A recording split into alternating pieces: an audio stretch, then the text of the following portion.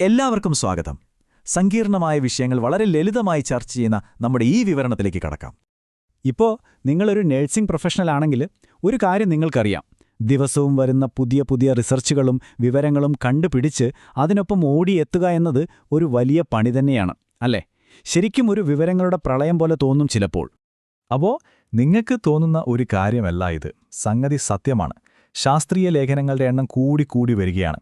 അതും നമ്മൾ വിചാരിക്കുന്നതിനേക്കാൾ വേഗത്തിൽ. ഇതിനിടയിൽ നിന്ന് നമുക്ക് ആവശ്യമുള്ള കൃത്യമായ വിവരം കണ്ടെടുക്കുക എന്നത് ഒരു വലിയ വെല്ലുവിളി തന്നെയാണ്. അപ്പോൾ ചോദ്യം ഇതാണ്: ഈ വിവരങ്ങളുടെ മഹാസമുദ്രത്തിൽ മുങ്ങിപ്പോകാതെ നമുക്ക് വേണ്ട പ്രധാനപ്പെട്ട തെളിവുകൾ എങ്ങനെ കണ്ടുപിടിക്കും? അതിനുള്ള ഉത്തരമാണ് സിസ്റ്റമാറ്റിക് ലിറ്ററേച്ചർ റിവ്യൂ.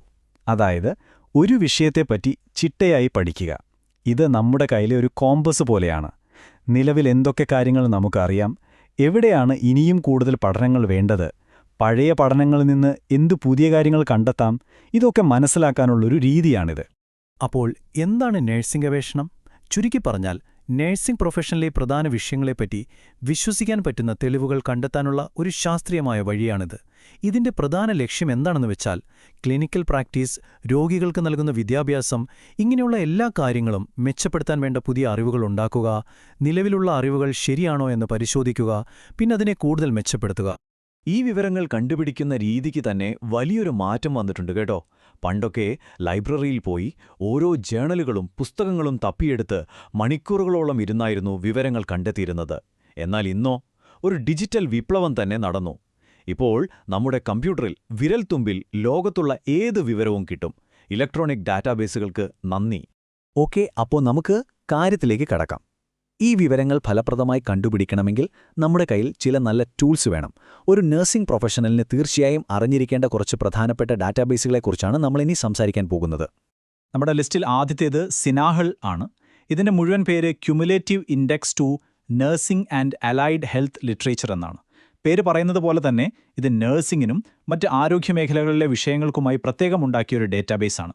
ഇനി എന്തുകൊണ്ടാണ് സിനാഹൾ ഇത്ര സ്പെഷ്യൽ എന്ന് നോക്കാം. ഇത് ശരിക്കും നഴ്സിംഗ് സാഹിത്യത്തിന്റെ ഒറിജിനൽ ഇൻഡെക്സ് ആണ്. 1956 തുടങ്ങിയതാണത്. ഏകദേശം 7.6 ദശലക്ഷത്തിലധികം റെക്കോർഡുകൾ ഇതിലുണ്ട്. മാത്രമല്ല, അമേരിക്കൻ നഴ്സസ് അസോസിയേഷൻ പോലുള്ള വലിയ സംഘടനകളുടെ പ്രസിദ്ധീകരണങ്ങളും ഇതിൽ കാണാം. ഏറ്റവും പ്രധാനപ്പെട്ട കാര്യം, മറ്റ് ഡാറ്റാബേസുകളിൽ കാണാത്ത നഴ്സിംഗിന് മാത്രമായുള്ള ചില പ്രത്യേക വിഷയ തലക്കെട്ടുകൾ ഇതിലുണ്ട്. ചുരുക്കത്തിൽ ഇത് നഴ്സുമാർക്ക് വേണ്ടി നഴ്സുമാർ തന്നെ ഉണ്ടാക്കിയൊരു നിധിയാണ്. അടുത്തത് ഒരു ഭീമനാണ്. മെഡ്ലൈൻ, അതായത് medical literature analysis and retrieval system online. നമ്മളിൽ മിക്കവരും ഇതിനെ അറിയുന്നത് പബ്മെഡ് എന്ന പേരിലായിരിക്കും. പബ്മെഡ് എന്നത് ഈ വലിയ ലൈബ്രറിയിലേക്കുള്ള ഒരു സൗജന്യ വാതിലാണെന്ന് പറയാം. ഇതൊരു വളരെ വിശാലമായ ഡാറ്റാബേസാണ്. ആരോഗ്യം, ബയോമെഡിസിൻ, ഇങ്ങനെ ഒരുപാട് വിഷയങ്ങൾ ഇതിൽ വരും. അമേരിക്കയിലെ നാഷണൽ ലൈബ്രറി ഓഫ് മെഡിസിനാണിത് നോക്കി നടത്തുന്നത്. ഇതിലെ തിരച്ചിൽ എളുപ്പമാക്കാൻ മെഷ് അഥവാ മെഡിക്കൽ സബ്ജക്ട് ഹെഡിംഗ് എന്നൊരു സിസ്റ്റം ഉപയോഗിക്കുന്നുണ്ട്. Medicine, nursing, dentistry, veterinary medicine, അങ്ങനെ ഒരുപാട് മേഖലകളിലെ ഗവേഷണങ്ങൾ ഇവിടെ കിട്ടും. അതുകൊണ്ട് തന്നെ ആരോഗ്യ സംബന്ധമായ ഒരു വിശാലമായ കാഴ്ചപ്പാട് വേണമെങ്കിൽ ഇതുതന്നെയാണ് ബെസ്റ്റ്. ശരി, ഇനി നമുക്ക് തെളിവുകളുടെ കാര്യത്തിൽ ഏറ്റവും മുകളിൽ നിൽക്കുന്ന ഒരിടത്തേക്ക് പോവാം. അതാണ് കോക്രെയിൻ ലൈബ്രറി.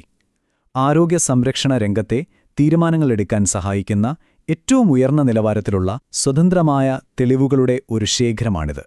സിസ്റ്റമാറ്റിക് റിവ്യൂകളും മെറ്റാ അനാലിസിസുകളും കണ്ടെത്താൻ പറ്റിയ ഏറ്റവും പ്രധാനപ്പെട്ട സ്ഥലമാണ് കോക്രെയിൻ. ഇവിടത്തെ പഠനരീതികൾ വളരെ കർശനമാണ്. അതുകൊണ്ട് തന്നെ ഇതിലെ തെളിവുകൾക്ക് വലിയ വിശ്വാസ്യതയുണ്ട്. പ്രധാനമായും ഒരു ചികിത്സയോ അല്ലെങ്കിൽ ഒരു ഇടപെടലോ എത്രത്തോളം ഫലപ്രദമാണ് എന്നതിലാണ് ഇവരെ ശ്രദ്ധ കേന്ദ്രീകരിക്കുന്നത്. അതുകൊണ്ട് ഇത് വർക്ക് ചെയ്യുമോ എന്ന ചോദ്യത്തിന് ഏറ്റവും വിശ്വസനീയമായ ഉത്തരം വേണ്ടപ്പോൾ നിങ്ങൾ പോകേണ്ടത് കോക്രെയിനിലേക്കാണ്. ഇനി നമ്മൾ നോക്കാൻ പോകുന്നത് സൈക്കിൻഫോയാണ്. നമുക്കറിയാം, നഴ്സിംഗ് എന്നത് രോഗിയുടെ ശരീരത്തെ മാത്രം പരിചരിക്കുന്ന ഒന്നല്ല, മനസ്സിനെയും കൂടിയാണ്. അതുകൊണ്ടുതന്നെ ആരോഗ്യത്തിന്റെ മനഃശാസ്ത്രപരമായ വശങ്ങൾ വളരെ പ്രധാനമാണ്. ഈ മേഖലയിൽ ശ്രദ്ധ കേന്ദ്രീകരിക്കുന്ന ഒരു സ്പെഷ്യലൈസ്ഡ് ഡാറ്റാബേസാണ് സൈക്കിൻഫോ. ഇതിൽ സൈക്കോളജി, ബിഹേവിയറൽ സയൻസ് എന്നിവയുമായി ബന്ധപ്പെട്ട ഒരുപാട് ഗവേഷണങ്ങളുണ്ടാവും. മാനസികാരോഗ്യം, പെരുമാറ്റശാസ്ത്രം, ആരോഗ്യത്തിന്റെ സാമൂഹിക വശങ്ങൾ, ഇതെല്ലാം ഇതിൽ വരും. രോഗിയുടെ മാനസികവും സാമൂഹികവുമായ അവസ്ഥകളെക്കുറിച്ചുള്ള ഗവേഷണങ്ങൾക്ക് ഇത് വളരെ പ്രധാനമാണ്. ഉദാഹരണത്തിന് മാനസികാരോഗ്യത്തെക്കുറിച്ചോ അല്ലെങ്കിൽ ദീർഘകാല രോഗങ്ങൾ കൈകാര്യം ചെയ്യുന്നതിനെക്കുറിച്ചൊക്കെ പഠിക്കണമെങ്കിൽ സൈക്കിൻഫോ ഒരു വലിയ സഹായമായിരിക്കും. അപ്പം നമുക്കിതെല്ലാം കൂടി ഒന്ന് ചുരുക്കി നോക്കാം. നിങ്ങളുടെ വിഷയം നഴ്സിംഗുമായി നേരിട്ട് ബന്ധപ്പെട്ടതാണെങ്കിൽ CINHAL ആണ് ഏറ്റവും നല്ലത്. ഇനി കുറച്ചുകൂടി വിശാലമായ മെഡിക്കൽ, ക്ലിനിക്കൽ ചോദ്യങ്ങളാണെങ്കിൽ പബ്മെഡ് മെഡിലൈനിലേക്ക് പോകാം. ഒരു ചികിത്സ എത്രത്തോളം ഫലപ്രദമാണെന്നതിന് ഏറ്റവും മികച്ച തെളിവ് വേണമെങ്കിൽ നേരെ കോക്രെയിൻ ലൈബ്രറി നോക്കുക. ഇനി നിങ്ങളുടെ ഗവേഷണം ആരോഗ്യത്തിന്റെ മാനസികവും സാമൂഹികവുമായ വശങ്ങളെക്കുറിച്ചാണെങ്കിൽ സൈക്കിൻഫോയാണ് നിങ്ങൾക്ക് വേണ്ടത്. അപ്പോൾ നിങ്ങളുടെ ചോദ്യം എന്താണോ അതിനനുസരിച്ച് ശരിയായ ടൂൾ തിരഞ്ഞെടുക്കുക. ശരി, ഇപ്പോൾ നമ്മുടെ കയ്യിൽ ടൂൾസൊക്കെ ഉണ്ട്. പക്ഷേ ഈ ടൂൾസ് കയ്യിലുണ്ടായിട്ട് മാത്രം കാര്യമില്ലല്ലോ. അതെങ്ങനെ ശരിയായി ഉപയോഗിക്കണമെന്നും അറിയണ്ടേ? കൃത്യമായ കീവേഡുകൾ ഉപയോഗിക്കുന്നതും ബൂളിയൻ ലോജിക് പോലുള്ള ടെക്നിക്കുകൾ ഉപയോഗിക്കുന്നതും വളരെ പ്രധാനമാണ്. ഇങ്ങനെ ചിട്ടയായൊരു തിരച്ചിൽ നടത്തിയാൽ ഒരുപാട് സമയം ലാഭിക്കാം. അതുപോലെ നമുക്ക് വേണ്ട ഏറ്റവും പ്രസക്തമായ പഠനങ്ങൾ തന്നെ കിട്ടുമെന്ന് ഉറപ്പാക്കുകയും ചെയ്യാം. ഈ ബൂളിയൻ ഓപ്പറേറ്ററുകൾ എന്ന് പറയുന്നത് ആൻഡ്, ഓർ, നോട്ട് പോലുള്ള വാക്കുകളാണ്. ഇത് നമ്മുടെ തിരച്ചിൽ കൂടുതൽ കൃത്യമാക്കാൻ സഹായിക്കും. ഉദാഹരണത്തിന് 2 വാക്കുകളുമുള്ള റിസൾട്ട് വേണമെങ്കിൽ നമ്മൾ ആൻഡ് ഉപയോഗിക്കും. ഏതെങ്കിലും ഒരു വാക്ക് മതി എങ്കിൽ ഓർ ഉപയോഗിക്കാം. ഇനി ഒരു പ്രത്യേക വാക്ക് ഒഴിവാക്കണമെങ്കിൽ നോട്ട് ഉപയോഗിക്കാം. വളരെ സിമ്പിളാണ്, പക്ഷേ ഭയങ്കര ഉപകാരപ്രദമാണ്. അപ്പോൾ നമ്മൾ എന്തിനാണ് ഇത്രയൊക്കെ കഷ്ടപ്പെടുന്നത്? ഈ തിരച്ചിലും ഗവേഷണവുമൊക്കെ കൊണ്ട് അവസാനം എന്താണ് പ്രയോജനം? എന്താണ് ഇതിൻ്റെ എല്ലാം അവസാന ലക്ഷ്യം? നമ്മളിങ്ങനെ ഒരു സാഹിത്യ അവലോകനം നടത്തുമ്പോൾ ഒരു വിഷയത്തെക്കുറിച്ച് നിലവിലുള്ള അറിവിലെ വിടവുകൾ നമുക്ക് മനസ്സിലാക്കാൻ പറ്റും. ചിലപ്പോൾ ഗവേഷണങ്ങളിൽ പൊരുത്തക്കേടുകൾ കണ്ടെന്നും വരാം. ഇങ്ങനെയുള്ള കണ്ടെത്തലുകളാണ് നഴ്സിംഗ് എന്ന ശാസ്ത്രശാഖയെ മുന്നോട്ട് കൊണ്ടുപോകുന്നത്. അതായത്, നിങ്ങൾ നടത്തുന്ന ഓരോ നല്ല തിരച്ചിലും ഈ വലിയ വിജ്ഞാനശേഖരത്തിലേക്കുള്ള നിങ്ങളുടെ ഒരു സംഭാവനയാണ്. ഏറ്റവും പ്രധാനപ്പെട്ട കാര്യം ഇതാണ്: ഒരു നല്ല സാഹിത്യ അവലോകനം വെറും വിവരങ്ങളെ തെളിവധിഷ്ഠിത പരിശീലനം അഥവാ എവിഡൻസ് ബേസ്ഡ് പ്രാക്ടീസാക്കി മാറ്റുന്നു. ഇതിൻ്റെയെല്ലാം അവസാനം സംഭവിക്കുന്നതെന്താണ്? രോഗികൾക്ക് കിട്ടുന്ന പരിചരണം മെച്ചപ്പെടുന്നു. അതെ, ഒരു ഡേറ്റാബേസിൽ തുടങ്ങുന്ന ഒരു ചെറിയ തിരച്ചിൽ അവസാനം ഒരു രോഗിക്ക് ലഭിക്കുന്ന മികച്ചതും സുരക്ഷിതവുമായ പരിചരണമായി മാറുന്നു. അതാണിതിലെ ഏറ്റവും നിർണായകമായ കാര്യം. അപ്പോൾ ഇപ്പോൾ നിങ്ങളുടെ കയ്യിൽ ഒരു ഭൂപടവും ഒരു വടക്ക് നോക്കിയ യന്ത്രവുമുണ്ട്. ഈ വിവരങ്ങളുടെ ലോകത്ത് യാത്ര തുടങ്ങാൻ നിങ്ങൾ തയ്യാറാണ്. അപ്പോൾ നിങ്ങൾ ആദ്യം ചോദിക്കാൻ പോകുന്ന ചോദ്യമെന്തായിരിക്കും? ഇന്നത്തെ ഈ വിവരണം ഇവിടെ പൂർണ്ണമാകുന്നു.